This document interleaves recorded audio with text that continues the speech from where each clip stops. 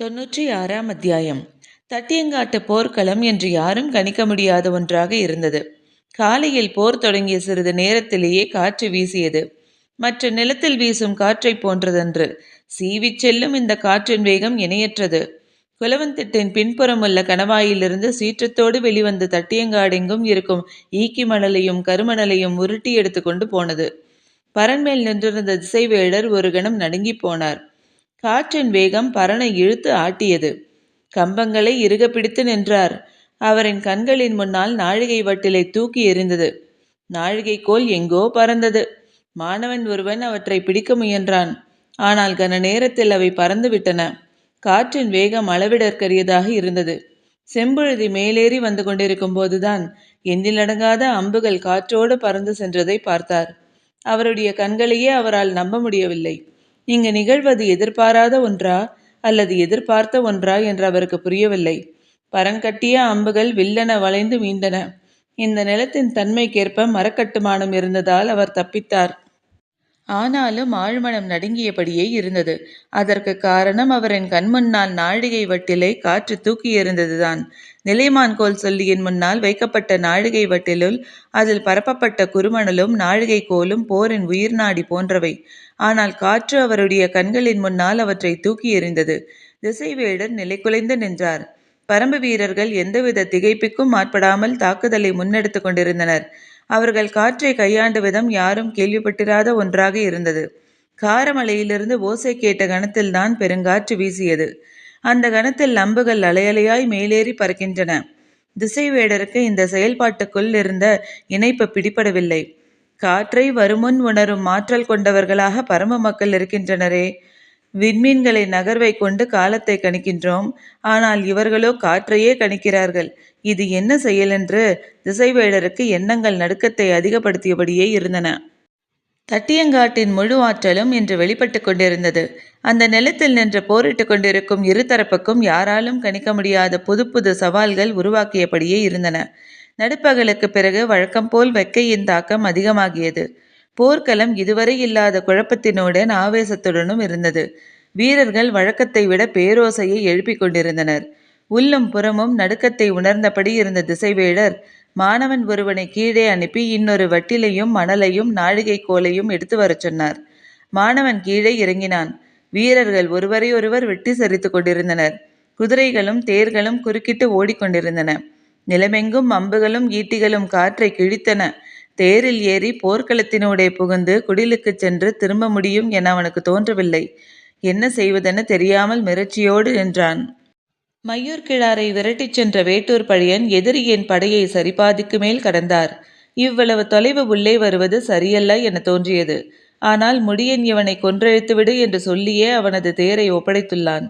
போர்க்களத்தில் முடியனின் வாக்கை பரம்பு தளபதிகள் மீறுவதில்லை. அது மட்டுமல்ல, மையூர் கிழாரை கொல்வதை விட முக்கிய வேலை இந்த போர்க்களத்தில் வேறில்லை. எனவே பழையன் விடாது விரட்டிச் சென்றார். முன்திட்டபடி படையின் ஓரப்பகுதியாகவே சென்று கொண்டிருந்தனர் மையூர் கிழார். அதனால்தான் இவ்வளவு தொலைவு முடியனின் தேரை இழுத்து வர முடிந்தது. குறிப்பிட்ட அளவு கடந்ததும் பின்தொடர்ந்து வருவது முடியன் அல்ல, வேட்டூர் பழையன் என்பதை மையூர் கிழார் அறிந்துவிட்டார்.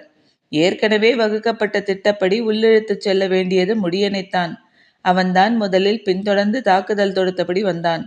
இடையில் பழையன் எப்போது மாறினான் என்பது மையூர் கிழாருக்கு விளங்கவில்லை. மையூர் கிழாருக்கு நீலன் மீதும் வேட்டூர் பழையன் மீதும் தான் அதிக கோபம் இருந்தது. தன் மகன் இளமாறனின் மரணத்துக்கு வேட்டூர் பாரியை சேர்ந்தவர்களே காரணம் என்று அவர் நம்பினார். எனவே பின்தொடர்வது முடியனல்ல, வேட்டூர் பழையன்தான் என்பது தெரிந்த பிறகும் அவர் எதையும் காட்டிக்கொள்ளாமல் அதே வேகத்தில் போய்கொண்டிருந்தார். பழையனின் மரணம் நிகழப்போவதை காணும் வெறி அவரது செயலிலே இருந்தது. மற்ற இரு தளபதிகளாலான நகரி வீரனும் சூளுக்கையனும் வளைத்து தாக்குவதற்கு ஏதுவாக இடைவெளியில் தொடர்ந்து வந்து கொண்டே இருந்தனர். முடியன் இரவாதனோடு வந்து இணைந்தான். இது குதிரைப்படை வீரர்கள் யாரும் எதிர்பாராத ஒன்று. பரம்பு வீரர்கள் ஆவேச உணர்வும் வெள்ளம் போல் சீரிப்பாய தொடங்கியது. எதிரிகளின் தற்காப்பு நிலைகளை நினைத்து பார்க்க முடியாத வேகத்தில் தகர்த்து முன்னேறியது பரம்பின் குதிரைப்படை. அந்த திசையில் நின்றிருந்த வேந்தர் படை தளபதி உருமன்குடி இவரால் அதிக தொலைவு முன்னேறி வந்துவிட முடியாது என்றுதான் நினைத்தான். ஆனால் பரம்பு படை எதிரி படையை கிழித்து கொண்டு இறங்கியது. வாள்வீச்சும் அம்புகளின் தாக்குதலும் எதிர்கொள்ள முடியாத வேகத்தில் இருந்தன. நேற்றைய தாக்குதலில் தனது படையில் இருந்த பெரும்பான்மையான குதிரைகளை இழந்தான் உருமன்குடி. அப்படியிருந்தும் இன்று வாள்வீரர்களை பெரும்பகுதியாக தனது அணிகளில் நிறுத்தி மிக குறைவான குதிரைகளை பின்னணியில் நிறுத்தியிருந்தான். ஆனால் எதிரிகளின் தாக்குதல் ஈடுகொடுக்க முடியாததாக இருந்தது. பாய்ந்து முன்னேறும் எதிரிகளை தடுத்து நிறுத்த முடியாத சூழ்நிலை வந்துவிடுமோ என்று உருமன்குடியின் மனதுக்குள் அச்சம் படரத் தொடங்கியது. அப்போது உதிரனின் தலைமையிலான பரம்பின் விற்படையானது வேந்தர் படையின் 2ஆம் நிலையின் மீது முழுவீச்சில் தாக்குதல் நடத்தி உள்நுழைந்து கொண்டிருந்தது. களத்தின் மையப்பகுதியை வழக்கம்போல் தனது முழு கட்டுப்பாட்டில் வைத்திருந்தான் உதிரன். உண்மையில் பரம்பு படையின் அச்சு உதிரனின் கையில்தான் இருந்தது. வேந்தர் படை பரம்பு படைக்குள் எளிதில் நுழைந்து முடியாத தன்மையை உருவாக்குவது மட்டுமல்ல, தேவைப்படும் நேரத்தில் வேந்தர் படையை தாக்குதலின் மூலம் திசை திருப்பவும் உதிரனால் முடிந்தது. வேந்தர் படையின் வில்வீரர்கள் எய்யும் அம்பை விட 2 மடங்கு தொலைவுக்கு பரம்பு படை அம்பெய்வதால் எதிரிகளின் அருகில் நெருங்கவே முடியவில்லை. எனவே 2 நாள் போரிலும் சிறு பாதிப்பு கூட விற்படைக்கு ஏற்படவில்லை. உதிரனுக்கு இன்றைய போரில்தான் முழு வேகத்தில் தாக்கி முன்னேற அனுமதி கொடுக்கப்பட்டது. இதற்காகத்தான் அவன் காத்திருந்தான். உதிரனின் வேகம் காலையிலிருந்தே எதிரிகளால் ஈடுகொடுக்க முடியாததாகத்தான் இருந்தது. நடுப்பகலுக்கு பிறகு நிலைமை மேலும் மோசமானது. பரம்பின் விற்படை வேந்தர் படையின் 2ஆம் பிளந்து உள்நுழைந்த போதுதான் முடியன், இரவாதன் ஆகிய இருவரின் தாக்குதலையும் எதிர்கொள்ள முடியாமல் உருமன்குடி திணறி நின்றான். உடனடியாக 2ஆம் நிலை படையை உதவிக்கு அழைக்கலாம் என்று அவன் நினைத்தபோது அங்கு நிலைமை மோசமடைந்து கொண்டிருந்தது. உதிரனின் தாக்குதல் 2ஆம் நிலை படையின் வீரர்களை கணக்கின்றி வீழ்த்தி கொண்டிருந்தது. தலைமை தளபதி கருங்கைவாணன் பரம்பு படையின் இறுதி பகுதியில் நின்றிருந்த தேக்கனை வந்தடைந்தான். அவன் இங்கு வருவான் என்று தேக்கன் உள்ளிட்ட யாரும் எதிர்பார்க்கவில்லை. அவன் வருவது அறிந்ததும் சீக்கை ஒலி எழுப்பினான் தேக்கன். அவன் எழுப்பிய ஓசை எதற்கானதென்று கருங்கைவாணனுக்கு தெரியவில்லை. அவன் குதிரையிலிருந்து கீழே இறங்கினான். கடுமையான வாழ்வீச்சுக்கு பிறகும் கிழவன் மீண்டும் போர்க்களம் வந்து நிற்பதே கருங்கைவாணனுக்கு வியப்பை ஏற்படுத்தியது. ஆனாலும் அவனது வாழ்வு அடுத்த சில கணங்களில் முடியப் போகிறது என எண்ணியபடி உரையிலிருந்து வாளை உருவினான். தேக்கனோ வாளை ஏந்த ஆயத்தமாக இல்லை. கருங்கைவாணனை பார்த்தபடியே நின்றிருந்தான். வீரர்கள் வாழ்வீச்சுக்கு இடம் விட்டு விலகினர். அப்போது அங்கு வந்த குதிரையிலிருந்து கூழையன் இறங்கினான். தேக்கனின் சீக்கை ஓசை கூழையனுக்கானது. கருங்கைவாணன் கூழையனை பார்த்ததும் அறிந்து கொண்டான், இவன் பரம்பின் தேர்ப்படை தளபதி என்று. கூழையன் குதிரையிலிருந்து இறங்கினான். தேக்கன் போரிட ஆயத்தமாக இல்லாதது ஏன் என்று கருங்கைவாணனால் புரிந்து கொள்ள முடிந்தது. கிழவன் கடுமையான வலியோடு நின்று கொண்டிருக்கிறான். ஆனாலும் போர்க்களம் நீங்கக்கூடாது என்பதற்காக வாளேந்தி நிற்கிறான் என எண்ணியபடி கூழையனை நோக்கி முன்னகர்ந்தான். தேக்கன் கூழையனை நோக்கி சத்தமாக சொன்னான், இவன் அதிக நேரம் நிற்க மாட்டான். ஓசை கேட்டதும் பின்னால் ஓடிவிடுவான். எனவே ஏறித் தாக்காதே, வாங்கித் தாக்கு. தேக்கன் சொன்னது கருங்கைவாணனுக்கு தெளிவாக கேட்டது. சுழற்றிய வாளோடு உள்ளிறங்கியவனை அந்த சொல் ஒரு கணம் தாக்கி நிறுத்தியது. கிழவன் ஏன் இதை சொல்கிறான் என்று கருங்கைவாணனால் எண்ணித் தொடங்கிய போது இயற்கையாகவே அவனது கவனம் படையின் பின்பக்கமிருந்து எழும் ஓசை அனுமானித்தது. கிழவன் வீசிய முதற் சொல் கருங்கைவாணனின் கவனத்தை சிதறச் செய்தது. கூழையன் விற்போரில் நிகரற்ற வீரத்தை வெளிப்படுத்தக்கூடியவன். ஆனால் வாழ்வீச்சில் பெரு வீரன் என்று சொல்லிவிட முடியாது. அதுவும் வேந்தர் படையின் தலைமை தளபதியான கருங்கைவாணனின் வாழ்வீச்சை கூழையனால் எதிர்கொள்ள முடியாது. எனவேதான் எதிரியின் கவனத்தை திருப்பும் உத்தியாகவும் இதை கையாண்டான் தேக்கன். கருங்கைவாணனால் படையின் பின்புறத்திலிருந்து எழும் ஓசையை மதிப்பிட முடியவில்லை. ஆனால் பரம்பு தளபதி முடியன் வழக்கத்துக்கு மாறாக முற்பகலிலேயே முன்னேறி வந்ததும் காற்றில் பறந்த கணக்கற்ற அம்புகளும் அவனது எண்ணத்தை குறுக்கிட்டபடியே இருந்தன. ஆனால் கூழையன் கண்ணுக்கு முன்னால் வாளை சுழற்றி இறங்கிவிட்டான். கருங்கைவாணனின் கண்களிலிருந்து குழப்பத்தை தேக்கனால் அறிய முடிந்தது. முழு வேகத்தால் வாழ்வீச்சை தொடங்க முடியாத சிறு குழப்பத்தை தன்னுள் உணர்ந்தான் கருங்கைவாணன். பரம்பு படையின் கடைசி பகுதியில் அவன் இருக்கிறான் என்பதும் பரம்பு வீரர்கள் காற்றில் எய்த அம்புகள் அவனது படையின் பின்பகுதியை ஒருவேளை தாக்கியிருக்கக்கூடும் என்பதும் அவனது கவனத்தை முழுமையாக கவிக்கொண்டன. இவையெல்லாம் எதிரிகளின் தெளிவான திட்டமிடல் என்பதை அவன் உணரும் வேளையில் கூழையனின் வாள் முன் சுழன்று வந்தது. கருங்கைவாணனைப் போல தேக்கனும் அந்த கடம் அதிர்ச்சி அடைந்தான். வாங்கி தாக்கத்தானே சொன்னோம், இவன் ஏன் ஏறி பாய்கிறான் என்ற தேக்கன் சற்றே அதிர்ச்சிக்குள்ளானான். கருங்கைவாணனோ கவனத்தை சிதறவிடக்கூடாது என எண்ணியபடி வாளை ஏந்தி முன்னகர்ந்தான். பரன் விட்டு கீழிறங்கிய திசைவேடரின் மாணவனுக்கு என்ன செய்வதென்று தெரியவில்லை. பொழுதாகி கொண்டிருந்தது. இன்றைய போர் முடிய இன்னும் 2 நாழிகைகள் தான் இருந்தன. எனவே வேகமாக ஆசான் கேட்டதை கொண்டு போய் கொடுக்க வேண்டும் என்று பதற்றம் கொண்டான். சற்று தொலைவில் வேந்தர் படை வீரன் பயன்படுத்திய கேடயம் ஒன்று கிடந்தது. வேகமாக போய் அதை எடுத்தான். கேடயத்தை திருப்பி அதில் மண்ணை அள்ளி நிரப்பினான். குருதி தோய்ந்த அம்பு ஒன்று கிடந்தது. அதை எடுத்து 8 விரல் கட்டை அளவு நீளத்துக்கு ஒடித்தான். என்றும் இல்லாத அளவுக்கு போர்க்களத்தின் ஓசை இன்று பல மடங்கு அதிகமாக இருந்தது. என்ன நடக்கிறது என்று சுற்றுமுற்றும் பார்த்தபடி பரன்மேல் ஏறத் தொடங்கினான்.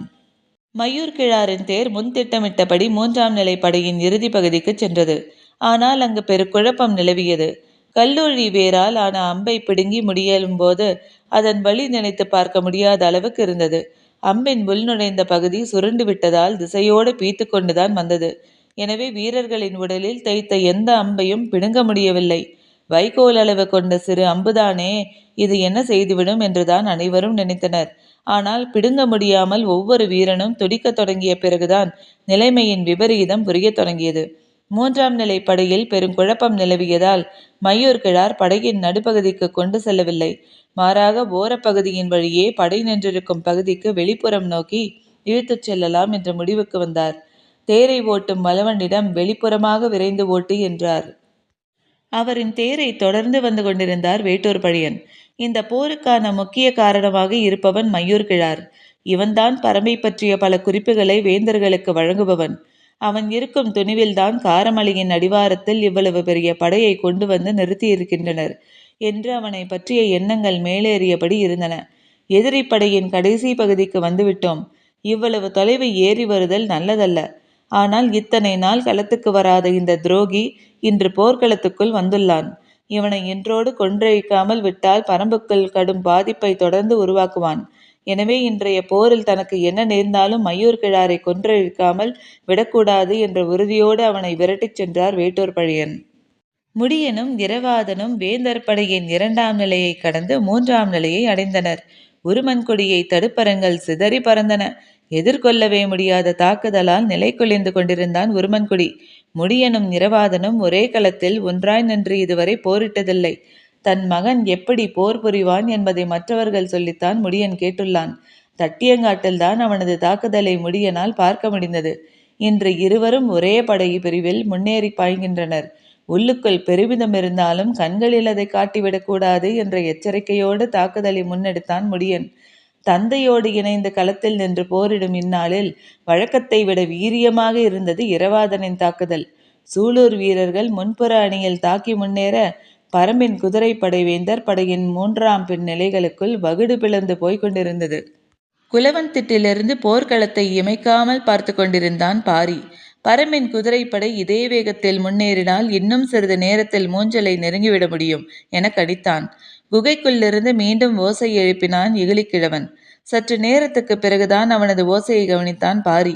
இகிலிக்கிழவன் கூறினான், சுடர் இடதுபுறம் அசையப் போகிறது. இப்போது வரப்போவது காட்சி. அது தட்டியங்காட்டை இடதுபுறமாக உருட்டிச் செல்லும் என்று சொல்லிய கையை உயர்த்தினான். ஆனால் பாரியோ கூவல் குடியினரை நோக்கி கை அசைக்கவில்லை. சற்றே அதிர்ச்சிக்குள்ளானான் இகிலிக்கிழவன். ஏன் இந்த நல்ல வாய்ப்பை பயன்படுத்த மறுக்கிறாய் என்று இகிலிக்கிழவன் கேட்டதற்கு பாரி சொன்னான், பரம்பின் குதிரைப்படை வீரர்கள் எதிரிகளின் 3ஆம் நிலைக்குள் நுழைந்து விட்டனர். இந்த சூழலில் முதல் நிலையிலிருந்து எய்யப்படும் அம்பு 3ஆம் நிலையில் இருக்கும் நம் வீரர்களையே தாக்க வாய்ப்புண்டு. எனவேதான் உத்தரவிடவில்லை. இகிலிக்கிழவன் மீண்டும் விளக்கை பார்த்தான். சாய்ந்து சுடர் மீண்டும் நிமிர நேரமானது. தேக்கன் கூறியபடி வாங்கித் தாக்காமல் ஏறி தாக்கிய கூழையன் ஒரு கட்டத்தில் பிறகு களைப்பை அடைந்தான்.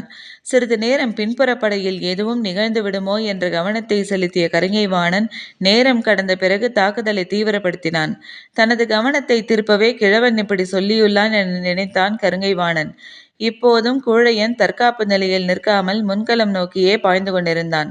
அவனது செயல் பொருத்தமானதில்லை. எதிரிப்படை தளபதியை மிகவும் குறைத்து மதிப்பிடுவதால் இவ்வாறு செய்கிறான் என தேக்கனுக்கு தோன்றியது. ஆனால் போரிட்டு கொண்டிருப்பவனை நோக்கிய சத்தம் போட்டு சொல்வது குழப்பத்தை தவறான புரிதலையோ உருவாக்கிவிடும் என்பதால் அமைதி காத்தான். கூழையன் அணிந்திருக்கும் மெய்க்கவசம் எவ்வளவு வேகமாக தாக்குதலையும் வாங்கி நிற்கும். எனவே கவனமாக தாக்கினால்தான் இவனை வீழ்த்த முடியும் என நினைத்தபடியே வாளை சுழற்றினான் கருங்கைவாணன். இருவரின் கால்களும் பின்னல் வடிவில் வட்டக்களத்தில் நகர்ந்து கொண்டிருந்தன. சற்றும் எதிர்பாராமல் காற்று பெரு வேகத்தோடு வீசியது. அப்போது எதிர் திசையில் கூழையனும் பரம்பின் திசையில் கருங்கைவாணனும் நின்று கொண்டிருந்தனர். இப்பெரும் காற்று வீசும்போது காரமலையிலிருந்து ஏன் ஓசை எழுப்பப்படவில்லை? பாரி என்ன செய்து கொண்டிருக்கிறான் என்று கன நேரத்தில் கூழையனின் சிந்தனை காற்றின் வழியே குலவன்திட்டை அடைந்தபோது கருங்கைவாணனின் வாள் கூழையனின் கழுத்தை பகுதியில் இறங்கி வெளியேறியது. 3ஆம் நிலை படையை பரம்பின் குதிரைப்படை பிளந்து முன்னேறி கொண்டிருந்த போது ஆபத்து அதன் உச்சத்தை அடைந்தது. உருமன் கொடியின் கைகளில் இருந்த படையின் கட்டுப்பாடு வழுவத் தொடங்கியது. ஒரு தளபதி வேறு வழியே இன்றி செய்யும் கடைசி செயலுக்கான உத்தரவை இட்டான். முச்சங்கு ஊதப்பட்டது. அது பேராபத்தை தெரிவிக்கும் குறியீடு. மற்ற சங்குகள் ஊதப்பட்டால் அது ஆபத்து பற்றி தலைமை தளபதிக்கு தெரிவிக்கும் செயல். அவர் உடனடியாக உரிய ஏற்பாட்டை செய்வார். ஆனால் முச்சங்கு ஊதப்பட்டால் தலைமை தளபதி உட்பட அதை கேட்கும் ஒவ்வொரு தளபதிக்கும் உடனடியாக அந்த இடத்துக்கு வந்து சேர வேண்டும். ஆனால் உடனடியாக வரும் நிலையில் வேந்தர் படை தளபதிகள் எவரும் இல்லை. நகரி வீரனும் சூளுக்கையனும் முன்வகுக்கப்பட்ட திட்டப்படி படையின் பின்புறத்தை கடந்து மையூர் கிடாரால் கொண்டு செல்லப்பட்டு கொண்டிருந்தனர். கருங்கைவாணனோ பரம்பு படையின் முன்களத்தில் ஏறிப்போய் போரிட்டு கொண்டிருந்தான். விற்படை தளபதி துடும்பனோ உதிரனின் தாக்குதலுக்கு ஈடு கொடுக்க முடியாமல் மிகவும் பின்னகர்ந்து கொண்டிருந்தான். உருமன்குடி எதிர்பார்த்த எந்த ஒரு தளபதியும் உதவிக்கு வரவில்லை. பரம்பின் குதிரைப்படை தாக்குதல் இணையற்ற வேகத்தில் இருந்தது. முடியனும் இரவாதனும் கணக்கின்றி கொன்றழித்து முன்னேறினர். எங்கும் குருதி பீரிட்டது. சூலூர் வீரர்களின் பாய்ச்சலுக்கு முன் வேந்தர் படையால் நிலை கொள்ள முடியவில்லை. உருமன்குடி முச்சங்கை மீண்டும் மீண்டும் ஊதச் சொன்னான். களத்தில் ஓசை எழுப்ப நிறுத்தப்பட்டிருந்த அனைவரும் இனி இந்த ஓசையையே எதிரொலிக்க வேண்டும். நிலைமை மிக மோசமாகிறது என்பதன் அறிகுறி இது. 3ஆம் நிலையில் மூஞ்சலுக்கு பக்கத்தில் முழு பாதுகாப்போடு நின்றிருந்த வேந்தர்களுக்கு இப்போதுதான் ஆபத்தின் அளவு புரிந்தது. தங்கள் தளபதிகள் ஒன்று கூட முடியாதபடி சிதறி கிடக்கின்றனர். எதிரிகளின் குதிரைப்படையோ மூஞ்சலை நெருங்கிக் கொண்டிருக்கிறது என தெரிந்ததும் புதிய வெப்பனும் முதியஞ்சேரலும் உருமன் கொடிக்கு உதவ தங்களின் படைப்பிரிவினரோடு விரைந்தனர். சோழவேடன் விற்படை தளபதி துடுமனுக்கு உதவ விரைந்தான். கூழையன் மண்ணில் சரிந்த பிறகு தேக்கன் களத்தில் இறங்கினான். கருங்கைவாணன் எதிர்பார்த்த வேட்டை இப்போது அவன் முன்னால் வாளேந்தி நின்றது. ஆனால் படையின் முன்வரிசையிலிருந்து மாறி மாறி ஓசை எழுப்புவதை போன்ற உணர்வு தொடர்ந்து இருந்தது. அவனால் துல்லியமாக கணிக்க முடியவில்லை. தேக்கன் வாளை ஏந்தி பிடித்தான். விழா எலும்பு குத்தி உள்ளிறங்குவது போல வழி எடுத்தது. ஆனாலும் நிலைமையை சமாளித்தாக வேண்டும். வாய்ப்பு கிடைத்தால் கருங்கைவாணனை கொன்றழிக்க வேண்டும் என்ற முடிவோடு மீண்டும் முன்னகர்ந்தான். இருவரும் சுழற்கட்டு கட்டி கேடயத்தை முன்னகர்த்தியபடி வட்டக்களத்தில் கால்களை நகர்த்தினர். நேற்றைய போரில் கிழவன் வீசிய வாளை சூளுக்கையன் தடுக்காவிட்டால் நிலைமை என்னவாகி இருக்கும் என்று நினைத்த கணத்தில் அவனுக்கு வெறி உச்சத்துக்கு ஏறியது. இன்றோடு இவனை கொன்றழிக்க வேண்டும் என்று வாளின் கைப்பிடி நொறுங்குவது போல இறுகி பிடித்தான். கால்கள் தாவி முன் செல்ல ஆயத்தமான போதுதான் முச்சங்கின் பேரோசை இடைவிடாது எதிரொலித்தது. ஒரு கணம் நடுங்கி நின்றான். அப்படியென்றால் அப்போதிருந்து சங்கோசை கேட்டுக்கொண்டே இருந்ததா? நிலைமை கைமீறியதால் தான் முச்சங்கை விடாது ஊத வேண்டிய நிலை வந்துள்ளது. கிழவன் சொன்னது உண்மைதானா என திணறி நின்றான் கருங்கைவாணன். தேக்கன் வலிமையோடு இருந்ததால் இந்த கணத்தில் கருங்கைவாணனை வெட்டி சரித்திருப்பான். வாளை உயர்த்தியபடி செயலற்று நின்ற கருங்கைவாணனை நோக்கி பாய்ந்து வாள் வீச முடியாத நிலையில் தேக்கன் இருந்ததால் அவன் தப்பித்து போய் குதிரையில் ஏறினான். கண் பார்வையின் எல்லையில் மூஞ்சல் கூடாரத்தின் மேல்முனை தெரிய தொடங்கிய போது பரம்பு வீரர்கள் உச்ச அளவுக்கு தாக்குதலை வெளிப்படுத்தி கொண்டிருந்தனர். முடியனின் மனதுக்குள் பற்றி எறிந்த தீ சுழற்காற்றை போல வேகம் கொண்டது. எதிரிகளின் படை வீரர்களால் மறித்து நின்று போரிட முடியவில்லை. இந்நிலையில்தான் புதிய வெப்பனும் முதியஞ்சேரலும் தங்களின் வலிமை மிகுந்த படையோடு வந்து சேர்ந்தனர். உடல் முழுவதும் கவசமணிந்த சிறப்பு படை வீரர்கள் எதிரிகளின் தாக்குதலை வலிமையோடு சந்தித்தனர். மூஞ்சலை கண்கொண்டு பார்த்த கணத்தில் பரம்பு வீரர்களின் தாக்குதல் எண்ணி பார்க்க முடியாத அளவுக்கு இருந்தது. வேந்தர்களின் சிறப்பு படை பிரிவு அவர்களின் வேகத்தை நிறுத்த பேராற்றலை வெளிப்படுத்தியது. கைகள் மட்டுமல்ல, முழு உடலும் நடுங்கியது. மணலின் மீது நீண்டு படர்ந்தது நாழிகைக்கோளின் நிழல். அதை உற்று பார்த்து கொண்டிருந்த போது திசைவேடரின் கண்களில் நீர் பெருகியது. மனம் துடித்தது. பதற்றத்தில் அவரின் உடல் முழுவதும் ஆடத் தொடங்கியது. எதையும் வெளிக்காட்டி கொள்ளக்கூடாது என நினைத்தார். ஆனால் அவரது வயது அனைத்தையும் வெளிக்காட்டியது. கைகளை மெல்ல மேலே உயர்த்தினார். தட்டியங்காடெங்கும் முரசின் ஓசை மேலெழுந்தது. 3ஆம் நாள் போர் முடிவுக்கு வந்தது. அதிர்ந்து நின்றான் முடியன். முரசின் ஓசையை அவனால் நம்பவே முடியவில்லை. இன்னும் சிறு பொழுது இருந்தால் கூட நிலைமை வேறு மாதிரியாயிருக்கும். பரம்பின் குதிரைப்படை வீரர்கள் அனைவரையும் அளவு கடந்த ஆவேசத்தோடு போரிட்டனர். இலக்கை இவ்வளவு நெருங்கியும் பயனற்று போய்விட்டதே என வேதனைப்பட்டான் இரவாதன். முடியனோ முதற்கணத்தில் ஏற்பட்ட ஏமாற்றத்தை மறுகணத்தில் சரி செய்து கொண்டான். மூஞ்சலை கண்கொண்டு பார்த்துவிட்டோம். இனி பரம்பின் வெற்றியை யாராலும் தடுக்க முடியாது என தோன்றியது. போர்க்களத்தை விட்டு வெகு தொலைவுக்கு அப்பால் போயிருந்தனர் மையூர் கிழாரும் வேட்டூர் பழையனும். ஒருவரையொருவர் வீழ்த்தியே தீருவது என்ற உறுதியோடு விரைந்து கொண்டிருந்தனர். காரமலை குன்றுகளின் அடிவாரத்தில் முன் சென்ற மையூர் கிழாரின் தேர் பார்வையிலின்று சற்றென்று மறைந்தது. எந்த பக்கம் போனான் என நினைத்தபடி சற்றே திரும்பினான் வேட்டூர் பழையன். எதிரில் இரு தளபதிகளான நகரி வீரனும் சூலுக்கையனும் 200 குதிரை வீரர்களும் சூழ வந்து நின்றனர். பழையன் விரைந்து வில்லுயர்த்தி போது தளபதிகள் இருவரும் அம்பை நாணேற்றி இழுத்தனர். வெகு தொலைவுக்கு அப்பால் மெல்லியதாக கேட்டது முரசின் ஓசை. பழையன் நாணெழுத்த அம்பை கீழிறக்கி மண்ணோக்கி விடுவித்தான். விடுபட்ட அம்பு மண்ணை குத்தி நின்றது. அதை பார்த்துவிட்டு நிமிர்ந்து எதிரியை பார்த்தான். ஆனால் அவர்கள் இருவரும் தத்தம் வில்களை தாழ்த்தவில்லை. நகரி வீரன் சொன்னான், போரின் விதிகள் போர்க்களத்துக்கு மட்டும்தான். நாமோ களம் நீங்கி நெடு நேரமாகிவிட்டது. சொல்லும் போதே விடுபட்டு சீறின அம்புகள். சட்டென தடுப்பு கேடயத்தை தூக்கும் முன்பு எண்ணற்ற அம்புகள் வந்து எகிரின. நெஞ்சில் தைத்த அம்புகள் எல்லாம் மெய்க்கவசத்தில் குத்தி முறிந்தன. ஆனால் வலது தோளிலும் இடது காலிலும் குத்திய 2 அம்புகள் குருதியை பீச்சின. கண்ணிமைக்கும் நேரத்தில் அம்புகளால் தாக்கப்பட்ட வளவன் மண்ணில் சரிந்தான். உருவிய வாளோடு தேரிலிருந்து குதித்து இறங்கிய பழையன் ஓடி மரங்களுக்குள் நுழைந்தான். தேரையும் குதிரையையும் விட்டு இறங்கிய வீரர்கள் அவனை விரட்டியபடியே மலையேறினர். அப்போது ஓசை எழுப்பியபடி இன்னொரு புறத்திலிருந்து வந்தார் மையூர்கிழார். இனி அவனை தொடர முயலாதீர்கள், அது ஆபத்தில் முடிந்துவிடும். சூலக்கையன் கத்திச் சொன்னான். கை கால்களில் கடுமையாக தாக்கப்பட்டுள்ளான். அவனால் அதிக தொலைவு செல்ல முடியாது. ஆயுதத்தையும் கை கொள்ள முடியாது. எனவே அவனை எளிதில் கொன்றழித்து விடலாம் என்று விரட்டி கொண்டு மலையேறினர். இங்கும் அங்குமாக வேட்டூர் பழையனது உருவம் மறைந்து மேலேறி கொண்டிருந்தது. வீரர்கள் சுற்றி வளைத்து குன்றின் மேல் ஏறினர். பொழுது மறைந்து கொண்டிருந்தது. அதிக தொலைவு செல்ல முடியாது, விரட்டி பிடியுங்கள் என்று கத்திக்கொண்டே முன்னேறினர் தளபதிகள் இருவரும். சிறு குன்றின் உச்சிக்கு சென்று மறுபுறம் இறங்கத் தொடங்கினர். வானத்தில் கருமை ஏறி இருந்தது. தொலைவில் இருந்து வீரன் ஒருவன் அதோ அங்கே போகிறான் என சத்தமிட்டான். எல்லோரும் அந்த இடம் நோக்கி ஓடினர். வேட்டூர் பழையன் தனித்திருந்த மரம் ஒன்றை நோக்கி தடுமாறி தடுமாறி நடந்தார். தளபதிகளும் வீரர்களும் அவரை நோக்கி ஓடினர். மரத்தின் அடிவாரத்துக்கு வந்த பழையன் மரத்தோடு சாய்ந்து நின்றான். ஓடி வந்த தளபதிகள் உருவிய வாளோடு அவன் அருகே வந்தனர். வீரர்கள் அனைவரும் மரத்தை சூழ்ந்து நெருங்கினர். நகரி வீரன் ஏந்திய வாளோடு பழையனை நெருங்கியபடி சொன்னான், பரம்பு தளபதி கோழையால் ஓடி ஒளிந்தான் என்று உன்னை பற்றி மக்கள் கூறுவர். அதிக அளவு குருதி கொட்டிவிட்டதால் மிகவும் களைத்து போன வேட்டூர் பழையன் சொன்னான், இல்லை, 2 தளபதிகளையும் 100கணக்கான வீரர்களையும் கொன்றுவிட்டே செத்தான் பழையன் என்றுதான் மக்கள் பேசுவர். வாய்விட்டு சிரித்தான் நகரி வீரன். நீ எங்கள் அனைவரையும் கொல்லப் போகிறாயா என்று சொன்னபோது அருகில் இருந்தவன் ஏதோ மாற்றத்தை உணரத் தொடங்கினான். மூச்சுக்குழல் எரிச்சல் அடைய தொடங்கிய போது மரத்தில் சாய்ந்திருந்த பழையன் சொன்னான், இனி நீங்கள் யாரும் உயிர் பிழைக்க முடியாது. உங்களின் மூச்சுக்காற்றுக்குள் சுனைகள் இறங்கிவிட்டன என கூறினவர் மரத்தோடு சரிந்தபடியே சொன்னார், இது ஆட்கொல்லி மரம். இத்துடன் அத்தியாயம் முடிவடைந்தது. நன்றி.